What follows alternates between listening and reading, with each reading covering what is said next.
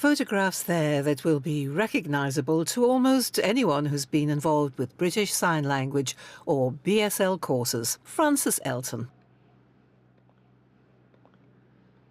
For many years, you've also been one of our top BSL linguists. But for people who are not familiar with the subject, could you explain briefly just what is meant by BSL linguistics?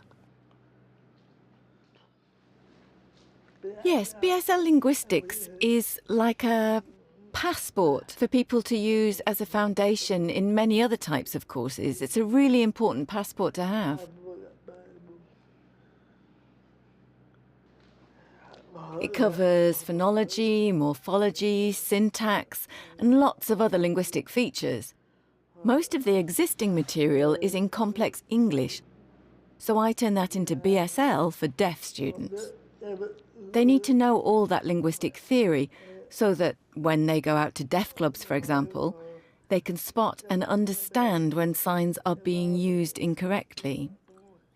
When signs are being used in the wrong context and other mistakes, that's what the knowledge they've acquired in their linguistics courses gives them. You were born shortly after World War II in southwest England, in Poole in Dorset. Both of your parents were deaf, so what were they like? They were both good, really good people. My dad was always working away. He had his own business and he worked very long hours. So it was almost like I grew up in a house with no father, just my mum, me and my brother, just the three of us. When my dad was at home, it felt as if the house was overcrowded. It was too much for me.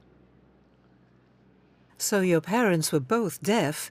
Did they both sign to you? No, they were very oral with me. Because when I went to school, I wasn't allowed to sign. And when I moved to Mary Hare School, that was very oral as well. My dad would always speak to me, but I always signed back to him, always. I never knew why he spoke to me. I remember my dad once telling my brother about different churches speaking to him. My brother replied with the sign for church. When my dad asked how he knew the sign, he said all the boys used it. My mum knew it was best to sign with us. She'd signed to my brother and she carried on doing it with me. You said that your parents were both good people. Can you tell me more about what they were each like, your father and your mother? My dad was a real comic, especially at Christmas. We used to have great laughs at Christmas. He had this facial expressions game where we had to guess what he was. It was a really good Christmas game. But that was all really. It was different with my mum. She was very good at taking care of me. I loved my mum. When she died, it really hit me. I miss her.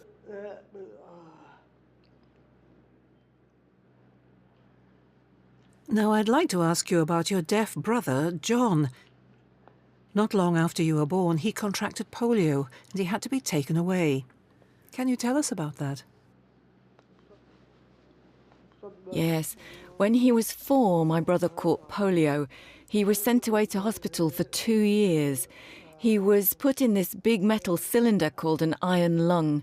He had to lie in that for 2 years. My mum visited him a lot. The hospital was a long way away in the countryside, in a place called Aldershot. When my mum went to visit him, she used to leave me with my auntie, then go and see him in hospital. It was a bad time. At home, my mum would always remind me about him. Remember your brother. When he came home for good, he was very shy and he had difficulty eating. So I would go over and feed him. I'd feed him. If he fell, I'd help him up again, and he came to depend on me a lot. Till eventually I decided to ignore him if he fell, so he had to learn how to pull himself up. He could do that. So that was your brother. What about your grandparents and your aunts and uncles and others? Could they sign as well? No, none of my family signed.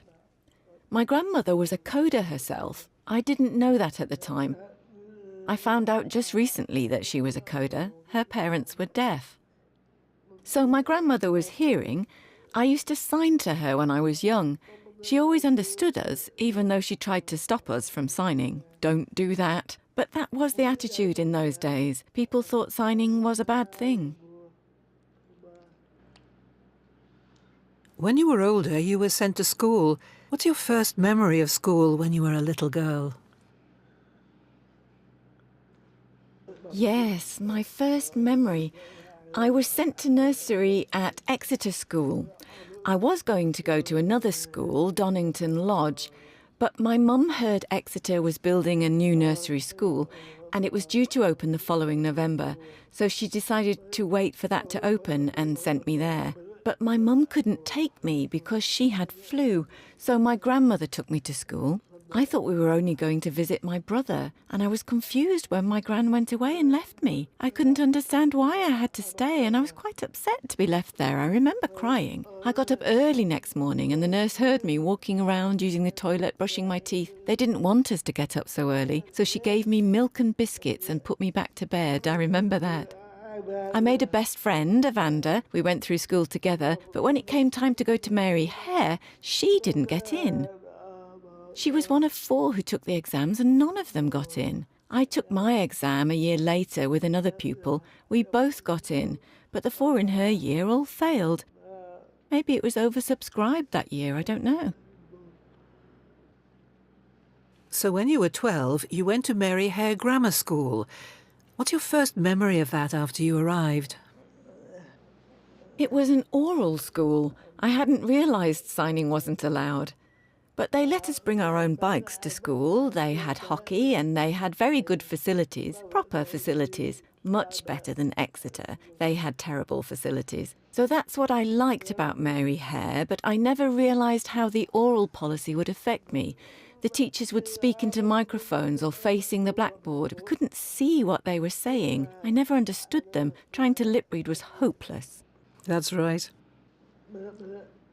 As time went on, I did enjoy lessons, but I couldn't understand the teachers at all. So my attention would wander. Then I'd cheat by copying other people's work. I failed a lot of my exams, so I had to stay in first form for another year. I just couldn't lip read what the teachers were saying. I think I'd have done a lot better if I'd been able to understand them. I learnt more after I left school and improved my English by reading a lot. I eventually understood English. In fact, I learned more about English through learning French. I learned to respect English more as a language. If I'd just studied English on its own, I wouldn't have learned it properly. You left school when you were 16. Then you came home and worked as a sewing machinist. When you were working there, did you ever think about what your future was going to be like? My first job wasn't actually as a sewing machinist. It was in an office. My mum was very proud. She was always telling people her daughter worked in an office. This was how she signed office.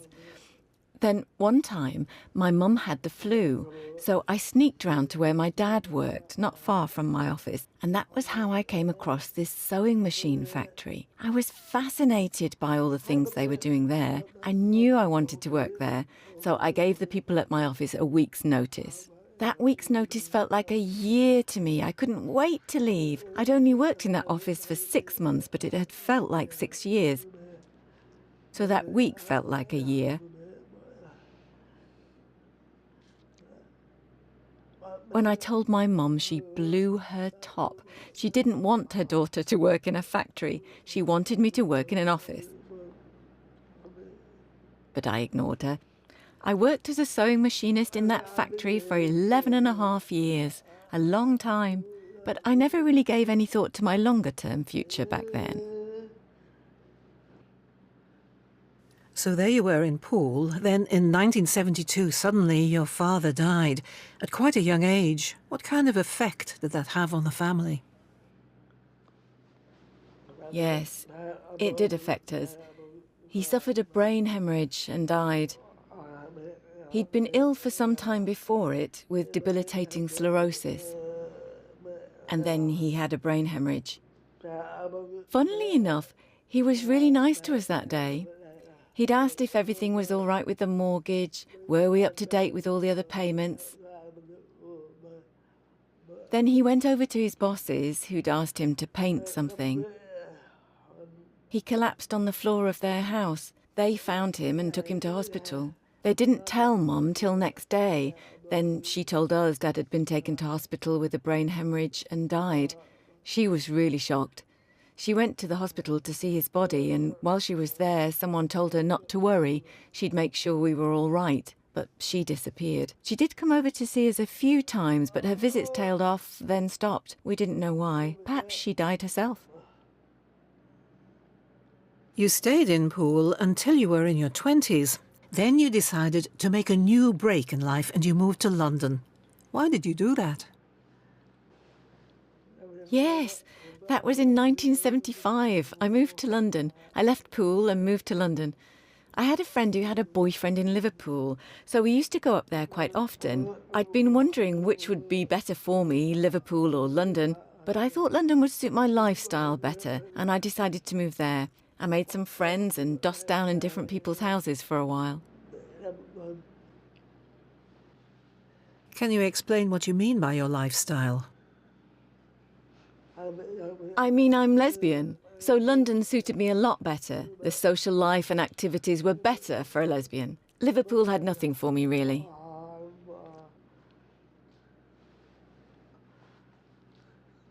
When did you realise you were lesbian? How did you realise that?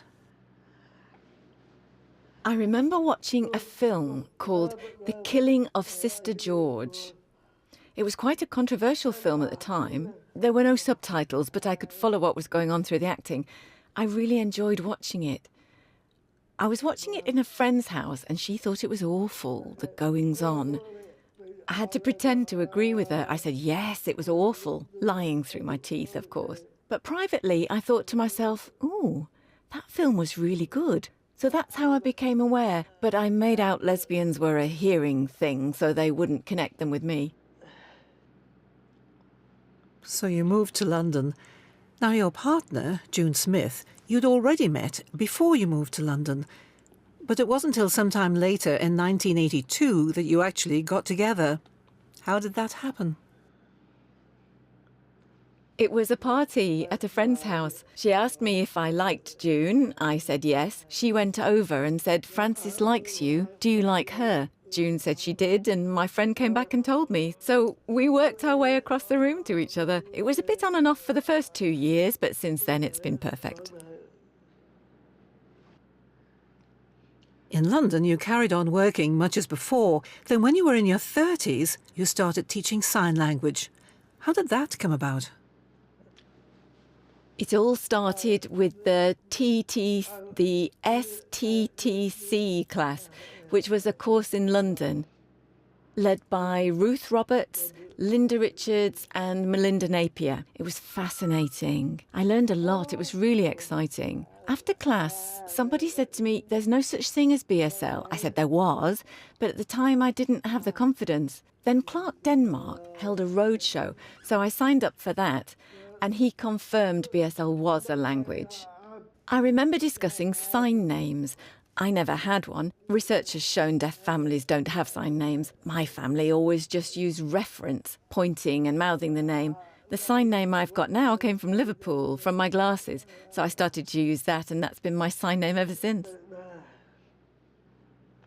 In 1985, you finally started working with deaf people in the deaf world at LDVP, the London Deaf Video Project. What kind of changes did that bring?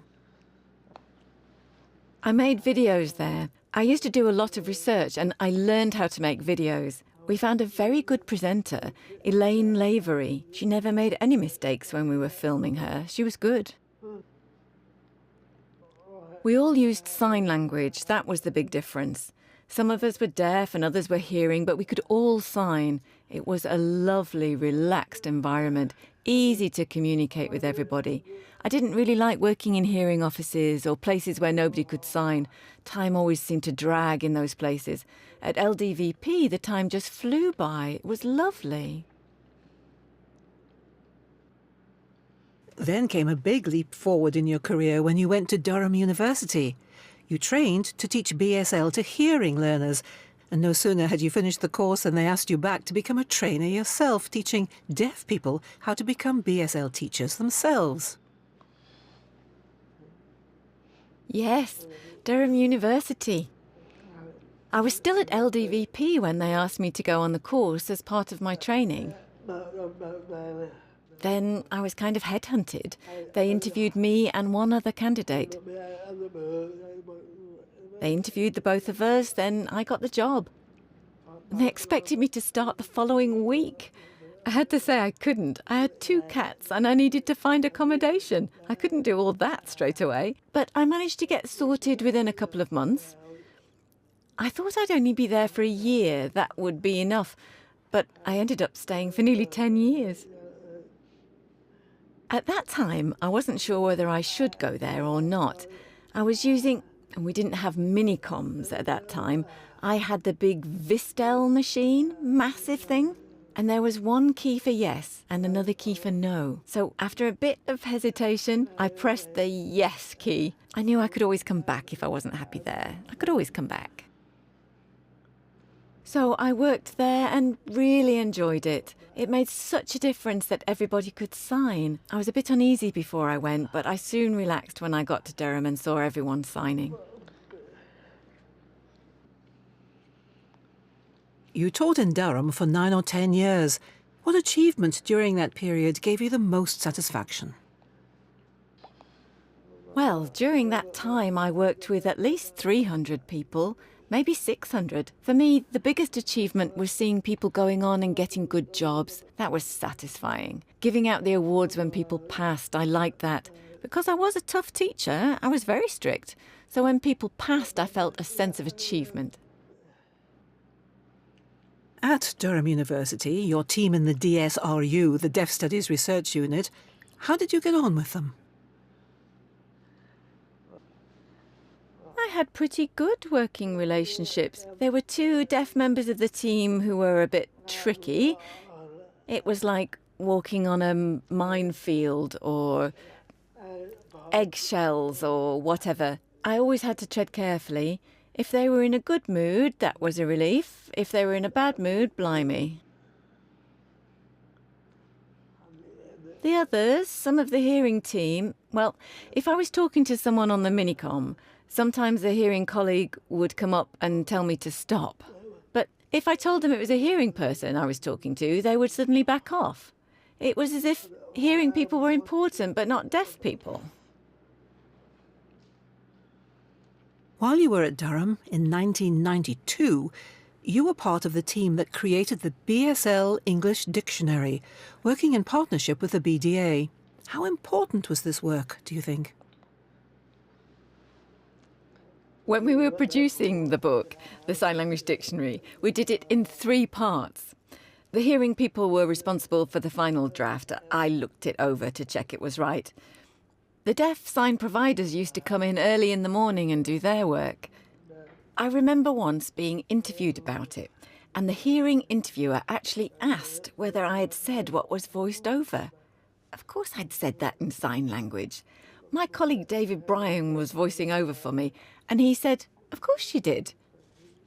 The reporter thought David was embellishing and adding things, but no, I did say all that in BSL, and he just voiced it for me. What a cheek. But I do feel proud of that achievement. Somebody said to me, "You're going to be famous with all those photographs of your facial expressions and so on." So I was a pioneer in that field. Now in the team, we know there are thousands and thousands of different signs in BSL. How did your team agree which signs to use? There are many variations in regional signs, so how did you reach agreement on which ones to include? Well, in the wider team, Dorothy, Dot Miles and I, the 2 of us were from the south. The rest were from the north and Scotland. And they were proposing their own signs. So we would point out to them that there were variations, like London signs for this or that, and also variations from other regions, that we should include those. But I had to accept their decisions. It was difficult because a book can only show still photographs. That was a problem. In 1996, you left your job at Durham and moved to London. What lay behind that decision? Yes, City University, 1996. I'd had enough of Durham, and at City University I could design and structure the courses myself. That was one of the criteria of the job. I could do this myself. Then, of course, I had to deliver the lectures as well. Fridays were consultation days with lots of different meetings. But the interesting part was being able to choose and structure the courses myself.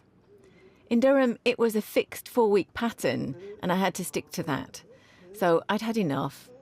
Not long after that, they closed the Durham course. They ran out of money. For the following 10 years, you worked at City University, then you moved to UCL, University College London. You taught, lectured, and did other work.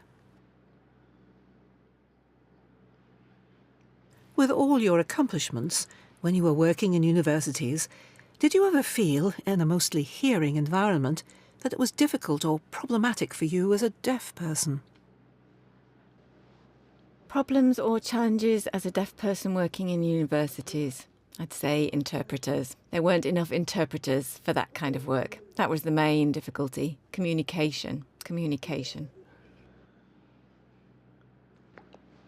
We didn't have access to work at that time. We have it now, so maybe I could have applied for funding for interpreters or a direct payment or something like that to pay for interpreters. So I could have brought in more interpreters. That would have solved some of the communication issues I had. You've also travelled around giving talks about the concept of BSL ownership. You've been very proactive in promoting that. What concerns do you have over the issue of BSL ownership? Yes, I do have concerns. What I've tried to explain is that BSL ownership goes back to why we sign to each other. Sign language started because deaf people had to sign. Most hearing people in the past objected to deaf people using sign language, and deaf people couldn't understand why. So ownership of sign language is linked to the history of why sign language exists at all. It's there because deaf people were there to use it. We used it to communicate, to share information. So hearing people have to respect the fact that BSL started with deaf people. They had to use signs to communicate with each other, with gestures evolving into sign languages. Now, there are some people who use the term BSL police. They talk about people who are always trying to correct other people signing and telling them what they're doing wrong. What are your views on that? Yes, well, I don't really like to be labelled BSL police. I prefer BSL doctor. Somebody who just wants to see sign language used better. It's not about policing sign language. It's about being a doctor, about improving communication. Police suggests a lot of know-all finger wagging. That's not what I want. I want to be descriptive, not prescriptive. It's a really negative term. Doctor's much better. Like, I'll ask someone why they use this sign for C and not the right one. If I explain, they understand, and I prefer to do it in private, not show them up in front of other people. I did that once, and it backfired on me. I'd like to go back to your family. In 1997, your brother died and your mother died in 2009. How did you feel about these two losses? What impact did they have on you? They did have an impact. Not so much with my brother. That didn't bother me so much because he'd been very negative towards me, so I don't think about him too much. But my mum, she always stood up for me, always. She was a good mother. So when she passed, I was really upset, of course. It did really upset me. I should have looked after my mum more, and now she's gone.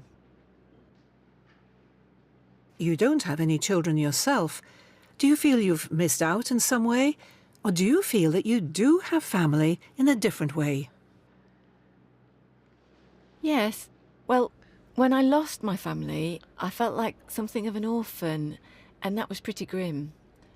But luckily, June's family have adopted me as one of their own. There's Gemma, June's sister Norma, and the others. So it's lovely. I really feel part of the family. I've got a lot to thank them for. In 2013, you retired, as it were. What plans do you have for the future? Any plans? I do have plans for the future, but my health has to come first. I can't see as well as I used to, so I'll have to change my glasses. And I need to get one of my toes seen to. It's been painful and I need to get that put right. So that's my immediate priority. Also, I'd like to write a book, do something more in depth. When you look to the future, when people look back and think about Frances Elton, how would you like them to see you, Frances Elton? I want people to see me as a sign linguist, a deaf sign linguist. Most people seem to prefer hearing sign linguists. Well, good luck to them. But I would like people in the future to see me as a deaf sign linguist.